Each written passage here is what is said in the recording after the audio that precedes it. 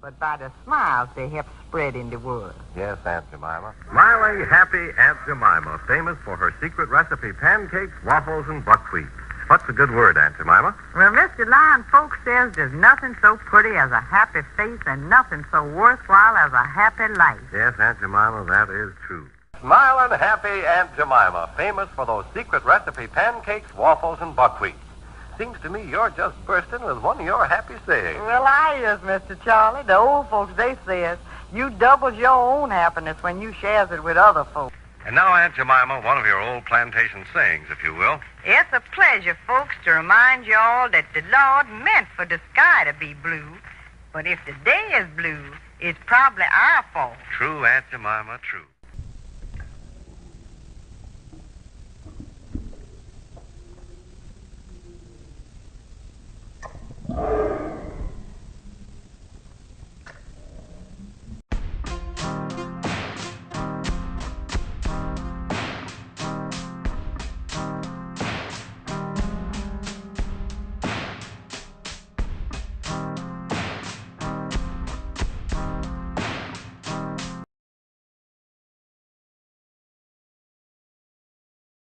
They stole that pancake mix.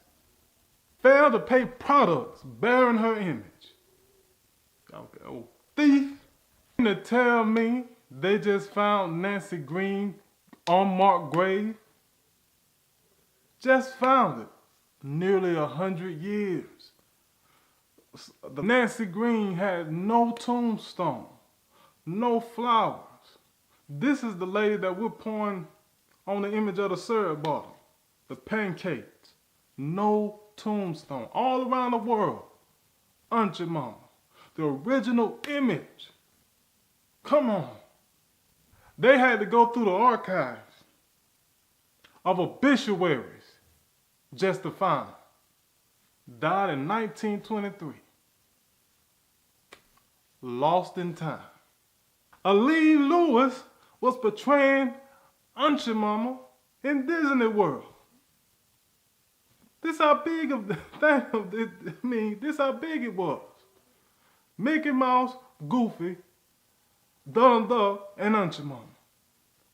In Disneyland, in Disney World. Theme parks.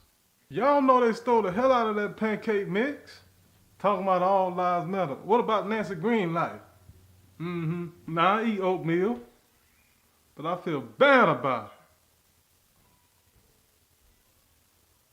They deserve too. My hunger just went away. I feel bad for even eating the damn syrup.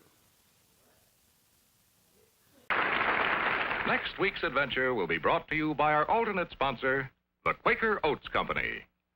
Now, a word about one of their many fine products, Aunt Jemima Pancake Mix. Aunt Jemima's. So tender, so light. There's something about Aunt Jemima's. Peg, these are terrific. What's the secret? Oh, it's an old family secret, handed down from generation to generation, from father to son. By Aunt Jemima. The secret is out. Well, I ought to know Aunt Jemima. I was raised on them. Say, and I love the way the sausage is right in the pancake. Isn't it good? And it's so easy. Yes, simple and delicious. Just fry pieces of bulk pork sausage, shake up a batch of Aunt Jemima's, then pour the batter on the griddle and sprinkle with drained sausage meat. You know, more people have flipped over Aunt Jemima's than any other pancakes in the world. Light, tender, Aunt Jemima's. If you like pancakes, then sure as shaken, they're Quaker Aunt Oats, Jemima's. Pepsi, everybody was getting sued for this image because the images have changed over the decades. The original image, which I never saw that one, was like, you know, you know, they had the bandana around the black woman head, and then late in the, I say the 80s and the 90s, they changed it up, took the bandana off, and brought the hair down to her shoulders. Now we all know.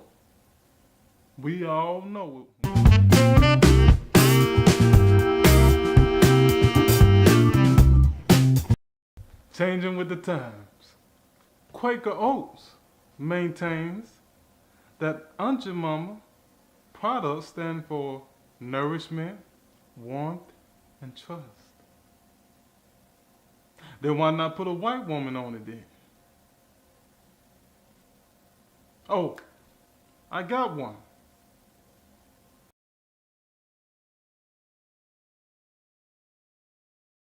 All I'm saying, if that's what it was all about, originally, there were many white women in America. White people eat syrup.